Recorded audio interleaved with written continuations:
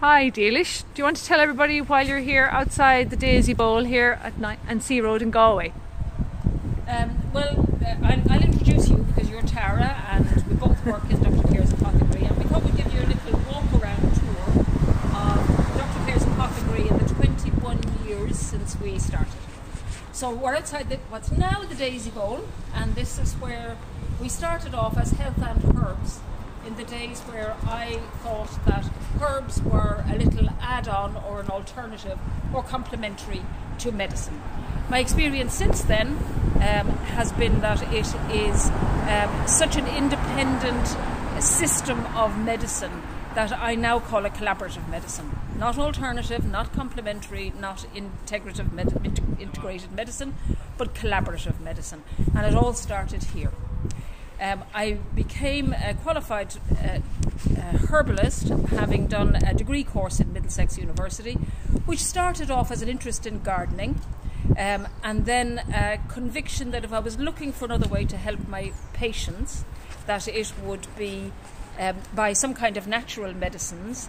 And I was sitting in my garden while gardening and thinking, I think some of this stuff does something. So I went off on a quest before the internet really took hold to find out if my gut instinct was right.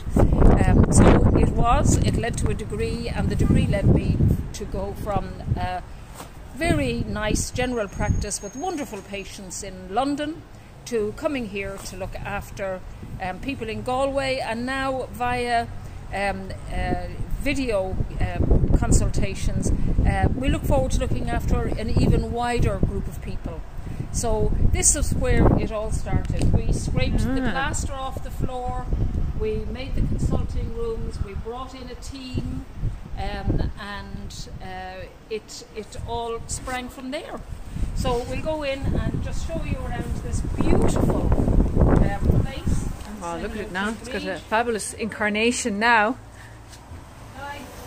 And in the interim, it's also been a hawthorn clinic and a pet shop. So we're still here, and Bridge is now so welcome with all of this beauty. And why did you pick Galway, Dilis?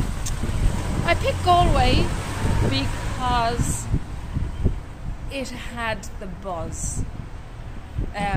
Between having a population around the university, the hospital, the arts, the Galway Arts Festival, and I think Galway is known for welcoming diversity and new opinions, and I was also very drawn to learning Irish. I haven't fulfilled that dream, but I have to have some left. So just a great draw for also the sea, the mountains. Oh, what can I tell you? Yeah. Living in Galway is living the dream. Yeah. So that's what brought me to Galway. Okay, so in 2005 then we went over there. I rented here for 5 years, and then I realised, yes, this is the part of Galway I want to be in, and that I wanted to be in serving people for over a long period of time. So it made sense to be able to adapt a building. I particularly wanted disability access, and there was room for expansion and for permanent security for the whole enterprise, really. Oh, okay, so let's go over and see. So here we are. I was very attracted to this building because of the stonework inside and out. The potential for making disability access a reality was very important. It took me 2 years to find this building across the road from where we were. So the team came with me.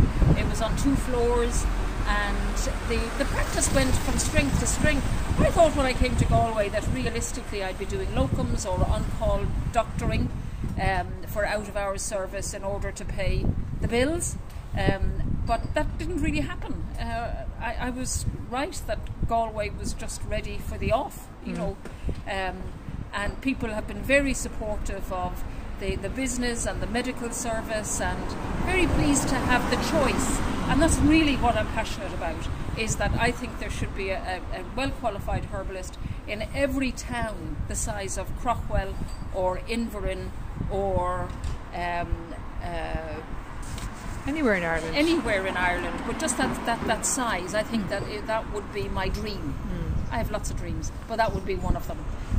Because natural medicines are very able and capable for the mild to moderate sinusitis, asthma, irritable bowel syndrome, migraine, all of those things that drugs have a role to play when things get very severe, but in the mild to moderate forms, acne, eczema, all of those things, that's the real home and purpose of herbal medicine. But because people don't understand that there is a choice earlier on, people wait until they have very severe illnesses or end of the road. Right, let's see what you can do.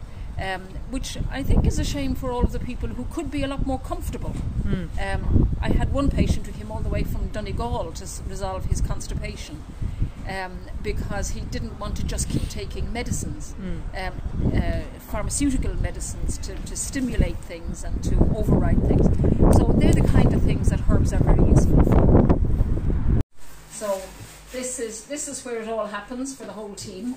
And I'll introduce you to Michelle, who's in the dispensary. Michelle and Iris, who's over here. And these are all of we have a whole range of products for people to help themselves, because there's the range of people that need herbal medicines are the people who might want to use them, are the people who have mild things that they can sort out themselves with over-the-counter preparations. And then there's people that are a bit more stubborn, or conditions are longer lasting, or maybe a little bit more on the moderate rather than the mild side. And they would benefit from seeing a herbalist. But it's all about making things accessible. We have about 100 tinctures behind the counter. People can phone or go online or ask us if they have a particular herb that they need. And we'll come over this way, Tara, and I'll show people all of the loose herbs. We have mugwort, nettle, lavender, fennel, eyebright, elderflower, and you can get all of these as individual herbs. And we also have 3 herb blend sachets, and these are like sachets with 3 teaspoons of herbs in blends suitable for various kind of lacking of balance in physiological systems. So these can be very helpful. So from the very beginning, it's been a gradual learning process and how to make these accessible to people. So, like for instance, for 18 years I was selling loose herb blends, and people weren't using them because they're a pain in the neck to keep making pots of tea. And we still have them for anybody who wants them, and the tea strainers and all the accoutrements. But I wasn't getting much traction for people. So much better to put them in this sachet. People put them in their cafetiere or teapot. They throw the sachet like a big tea bag or a big bath bag, and they then dispose of it in the compost or their compostable rubbish. And it just makes things easier. I'm all about trying to make things easier and make life more enjoyable, improving the quality of life. And whether that's that you want to walk in and buy your supplies, help yourself with blends that I've prepared, not because I'm clever, Tara, but because these are blends that have been combined over the years, borrowing from different traditions, although I'm primarily trained as a Western medical herbalist, which I am renaming as classical herbal medicine, because this is a herbal medicine that goes back to Greek and Roman times, and even before that, back to Persia and the Middle East, which was the center of origin of both Western or classical herbal medicine and also Unani Tib medicine. That is a whole branch, a different system of natural medicines than Ayurveda. More people know about Ayurveda, but this is a whole other branch. So the herbs have been here since Middle Eastern, pre-Greek and Roman times. They're still here.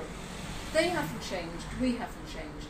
And over the years of evolution. We have actually co-evolved with the herbs. We're complex, they're complex. We need divergent solutions, which is kind of like a multiple choice. We try this, we try that, we try the other. In one herb, you will have many different constituents with many different aspects to the therapy. And each individual body chooses it. So the other way I refer to herbal medicine is personalised medicine. Love that. Unique to each individual. And each individual interprets what they need in a unique way.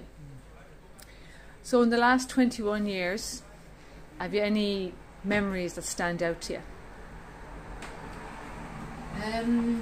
Memories that stand out. The day we moved over here was certainly one.